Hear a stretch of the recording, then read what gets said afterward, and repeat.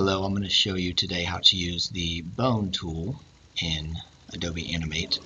First, I've got a little example of what we're going to do with the Bone tool, so let me go ahead and play that for you.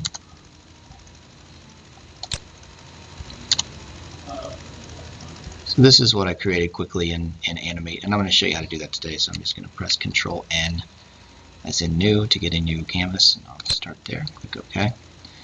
So I have just a new blank canvas, one single layer. I'm going to start by making the background shapes. So I'll just choose these colors and make just a couple of shapes for the scene. Make some gray clouds. Clouds are all pretty simple.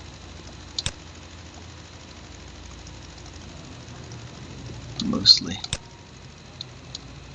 This one's kind of ugly actually, but that's okay. I'll make one more cloud, see if I can do a better job.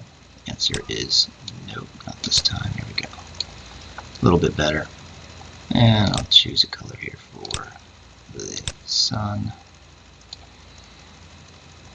And so that's good enough for my scene. So I'm going to switch over to the brush tool, and I'll just use this dark gray to create a guy. And for this, before I get into it, I'm actually just going to zoom in a little bit.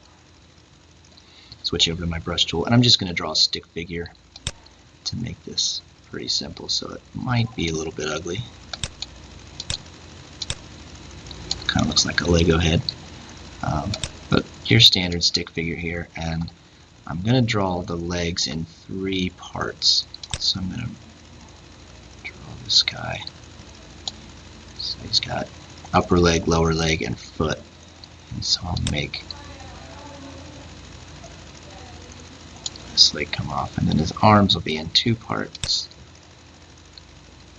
That way. And that's kind of an ugly arm there. But I'm going to leave it, that's okay. So that's the brush tool. And so far we've learned to animate basic shapes, but we haven't learned to use the Bone tool, which is really helpful, because if I want to animate this guy, I can do that, but it could be incredibly difficult and time consuming. Let's see if I can get all of this and just deselect that little bit there. So this whole guy is selected now, and I'm going to switch over here to the Bone tool. And so the Bone tool is going to let me move this guy as one object based on almost him having joints. So I'm going to start with a section right here between his arms, and I'll just click and drag. I'm going to go from there to the elbow, from the elbow to the end of the arm, come back to this section in the center point, and get the other arm, again one to the elbow, one from there to the arm, and then I'll come down to his legs to around his hips area, and come off from there to get to each joint or bend, and just create every joint that I would need here. And I'll just create one more going up to his head. And so you notice when I did that, I got a new layer called armature, and everything else is on the same layer. I'm going to switch over to the move tool here, but this is how this tool works. So now if I grab the point at the end of his hand, I can bend that, and this end point will move not just itself when I grab it and turn it, but also the joints that are connected to it. So I can move this arm in a somewhat realistic fashion. And I can do the same back here. Now I'm getting a little bit of twisting on his head that's not okay, or it's not right. I don't want to pin anything. I'm not sure why that section of his head is moving, but that's kind of bizarre. But I can move, you know, any joint here and make this guy move. So when I want to animate him, I'm just going to come out 24 frames, right click in that frame, and insert a new pose. Everything else disappeared, but remember, that's just because the timeline indicator is out at frame 24. everything I drew on layer 1 for the background is on frame 1, so I don't have any of that there now. So what I'm going to do is go ahead and animate this guy. I'll drag this foot back and see if I can do this without grabbing the wrong section. No, I can't. So I'll grab him down here. Be careful not to make his leg bend the wrong way. That looks painful. Bring that up. There we go. So I'll move that, and his arms would. Oh, that's whatever got a piece of his head. That is not right. He's going to look silly after that. But I'm going to keep going. We may run into problems like that we'll have to undo. But that's a new pose. And so if I press, now that looks a little silly. What happened there? Something's going on with his head. That is really bizarre. And I'm just going to keep on going. Right click at frame 48. I'm going to insert a new pose and take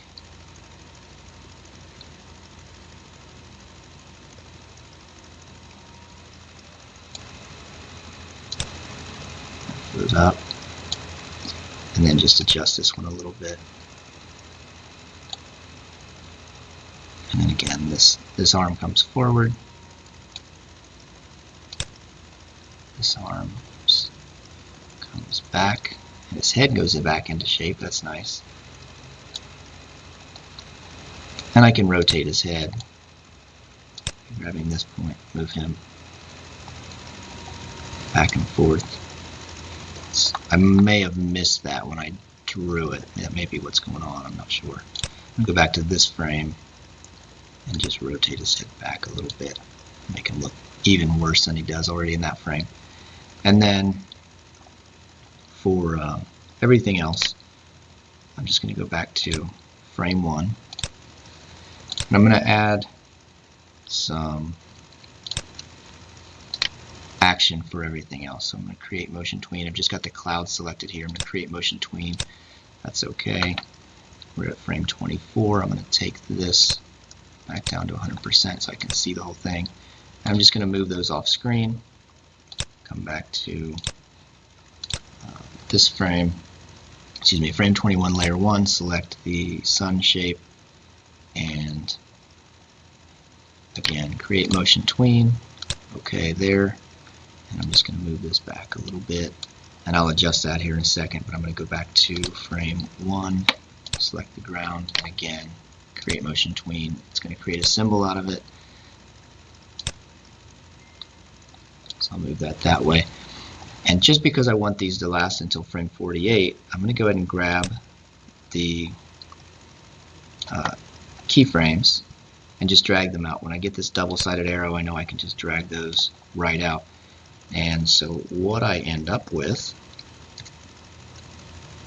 is, well, it's looking pretty bad because I messed up his head. But that's how the bone tool works. And if you don't look at his arms, his legs actually work the way they're supposed to. His arms are a little bit goofy.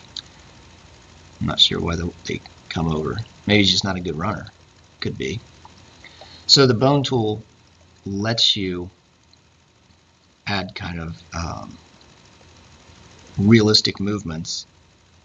Again, realistic for his legs, at least in this case, more easily than creating every individual movement would do.